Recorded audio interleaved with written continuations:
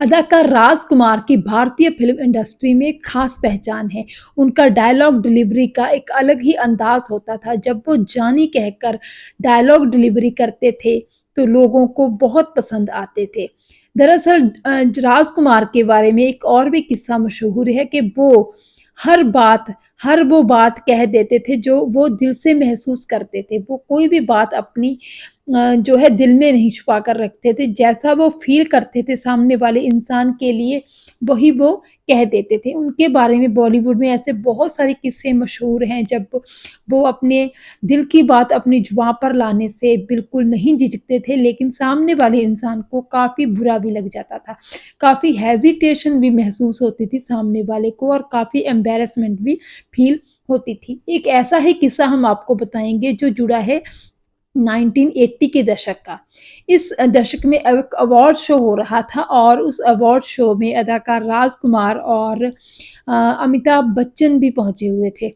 जब अमिताभ बच्चन और राजकुमार अवार्ड लेने के लिए स्टेज पर पहुँचे तो राजकुमार ने अमिताभ बच्चन के बारे में कहा कि आप लंबे-चौड़े तो बहुत हैं, लेकिन आपकी आवाज़ में वो दम नहीं है, जो कि होना चाहिए। राजकुमार के बारे में ये बात कही जाती थी कि उनको दमदार आवाज़ की मालिक पर्सनैलिटी ही ज़्यादा पसंद आती थी। तो उस टाइम पे अमिताभ बच्चन जो कि ये सारी जो थी वार्तालाप सुन रहे थे, तो वो बिल्कुल ही शांत रहे। उन्होंने राजकुमार जी की इस टिप्पणी पर, इस कमेंट पर कुछ ज़्यादा रिएक्ट नहीं किया और वो मुस्कुराकर मतलब चल दिए। लेकिन उसके बाद काफ़ी इस बात की चर्चा हुई थी कि अमिताभ बच्चन के बारे में अदाकार राजकुमार ने ऐसी बात कही थी। क्योंकि अमिताभ बच्चन भी उस टाइम पे 1980 के दशक में काफ़ी फ़ेमस थे क्योंकि उनकी बहुत सारी सुपर डुपर हिट फ़िल्में आ चुकी थी, शोले, दीवार, जंजीर, मुकद्दर का सिकंदर इत्यादि।